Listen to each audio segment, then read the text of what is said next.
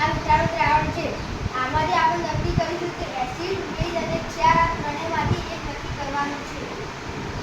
આ લાલ litmus paper છે.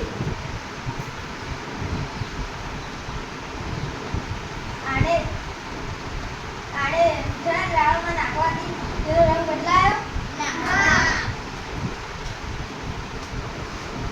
આ બ્લુ લિટમસ પેપર છે. આને મીઠાના દ્રાવણમાં નાખવાથી તેનો રંગ બદલાયો? ના. બંને લિટમસ પેપર પર કોઈ અસર થઈ નહીં, તો શું કહેવાય? ક્ષાર. સરસ. ચાલો નેક્સ્ટ.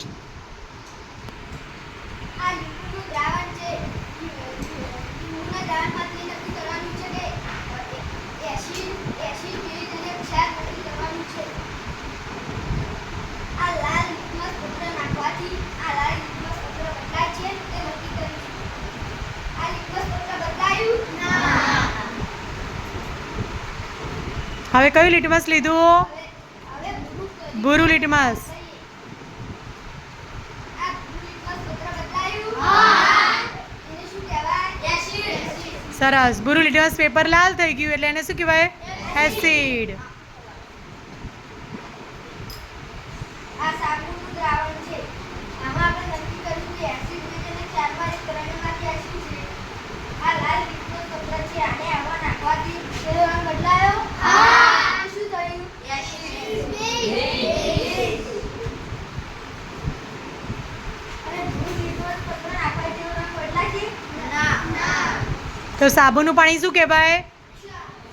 બેઝ. આ ખાંડનું પાણી છે. આમાંથી પણ આપણે ચકાસીએ કે આ એસિડ, બેઝ અને ક્ષાર ત્રણેયમાંથી શું છે. આ બ્લુ લિટમસ પેપર છે. આને આમાં નાખી તેનો રંગ બદલાયો? ના. આ લાલ લિટમસ પેપર છે. તેને આમાં નાખ્યું તો તેનો રંગ બદલાયો? ના. તો આ શું થયું? ક્ષાર. ઓકે. આપણે સાબુનું દ્રાવણ, લીંબુનું દ્રાવણ, ખાંડનું પાણી, શેમ્પૂ અને આ બધા જ આપણે જોયા. તો જે પદાર્થો ખાટા હતા એ બધા એસિડ અને જે તુરા હતા એ બધા બેઝ. અને જેમાં લિટમસ પત્રની કોઈ અસર નથી થઈ એ શું કહેવાય? ક્ષાર. ઓકે. પ્રયોગમાં ખબર પડી બધાને? ઓકે. સરસ. Thank you.